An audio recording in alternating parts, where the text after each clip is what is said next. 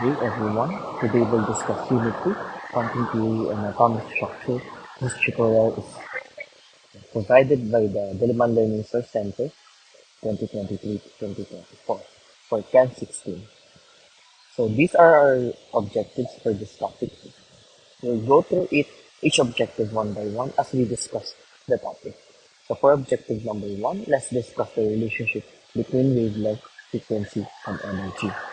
So before discussing these three concepts, let's discuss the electromagnetic wave. So the electromagnetic wave is a form of energy propagated as mutually perpendicular electric and magnetic field. Form of energy, so this means that electromagnetic waves transmit energy in the form of a wave. And this electromagnetic wave consists of a magnetic field part. This is the magnetic field part and the electric field part. This is the electric field part. And as you can see, they are perpendicular to each other as the electromagnetic wave propagates. We have different types of electromagnetic waves based on different properties called the wavelength, the frequency, and the energy. So these uh, three different concepts are bounded in the concept called the electromagnetic wave. And we have different types of electromagnetic wave. We have the radio, the microwave, the infrared, the visible, the ultraviolet, the X-ray, and the gamma ray. Out of all these types, only the visible is the one that can be seen by the naked eye. This is the visible one, and as you can see, it ranges from the red color to the violet one. These different electromagnetic waves exhibit different wavelengths, frequencies, and energies. So let's discuss them. First and foremost, what is a wavelength? A wavelength is the distance between successive crests or troughs of a wave motion. So let's pinpoint what is a crest and what is a trough. So this is what we call a crest. So this is a crest, while on this part, this is what we call a trough. Now the distance between the two crests is what we call the wavelength. The frequency, on the other hand, is the number of crests or troughs that pass through a unit of time. For example, for 3 hertz, so the unit for frequency is hertz. Uh, so 3 hertz just means that 3 crests passed in 1 second. So ibig sabihin, sa isang segundo daw, meron 3 crests na dumadaan in a specific point of time in 1 second.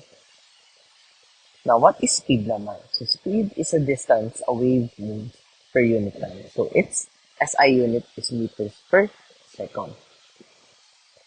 Now, what is the relationship between wavelength and speed?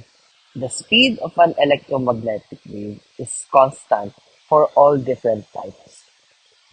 So, whether that's radio, microwave, infrared, visible, ultraviolet, X-ray, or gamma ray, all of these types have the same speed as they propagate through a vacuum. This speed is what we call the speed of light.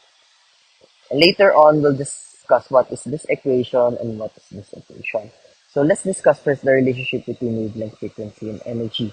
So shorter wavelength, this means that it has higher frequency, thus higher energy. The shortest wavelength in the electromagnetic spectrum is the gamma ray. As you can see, the gamma ray, sobrang liliit ng kanyang mga wavelengths. And as you can see, the frequency is super duper high, like 10 raised to 20. Check natin temperature nitong gamma ray. As you can see, 10 million Kelvin or approximately 10 million degrees Celsius. So, ibig sabihin, sobrang init ng gamma ray is because sobrang short ng wavelength. On the other hand, for the radio frequency, as you can see, super haba na kanyang wavelength. And the frequency is much lower compared to the frequency of the gamma ray. This is 10 is to 4 compared to 10 is to 20. And as you can see, the temperature of the radio wave is much smaller. So again, short wavelength yields to higher frequency and higher energy. On the other hand, longer wavelengths, such as the radio frequency, have lower frequency, thus lower energy. Now, as I've said earlier, all different types of electromagnetic waves have the same speed, and that is what we call the speed of light. The speed of light is approximately equal to 3.0 times 10 raised to 8 meters per second. So commonly in books, the equation is shown by C is equal to wavelength times the frequency, or Greek letter mu. Parang siyang V, kumbaga. But for the purposes of our discussion, we will refer to frequency as F, not V. Para lang di tayo magkalituhan sa velocity at sa frequency. So the relationship between wavelength, frequency, and energy is exhibited in this equation. So E is equal to H multiplied to nu, or frequency. So H is what we call the Planck's constant, equal to 6.626 plus 10 raised to negative 34 joules multiplied to seconds. And nu, again, is the frequency. It's SI unit. SI unit for frequency is hertz. Okay? Hertz ang gagamitin, or hertz is equal to 1/second. Now, if we rearrange this equation, magiging u, or let's use f para hindi tayo magkalituhan. F is equal to c over lambda, or wavelength. Now, if we substitute f dito, sa equation na ito, we get E is equal to H multiplied to C over lambda. So, ano relationship ng wavelength at frequency? Since nagmamultiply itong dalawa, magkatabi sila.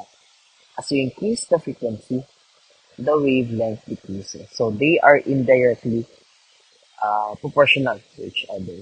Kapag ni-rearrange siya, maging F is equal to C over wavelength. Pag tinaas niyo yung wavelength, bababa ang frequency. So, for example, from 1/3, tinaas mo yung denominator, naging 1/4. Ano mas malaki, 1/3 or 1/4? Siyempre, 1/3, di ba? So, kapag tinaas yung denominator from 1/3 to 1/4, nababa yung frequency. Okay? What is the relationship between wavelength and energy? So, as you increase the wavelength, you decrease the energy. Ngayon, paano naman kung in-increase mo yung frequency? Yung frequency. As you increase the frequency, you also increase the energy. So, frequency and energy are directly related to each other, as shown in this image. Higher frequency yields to higher energy, while lower frequency yields to lower energy.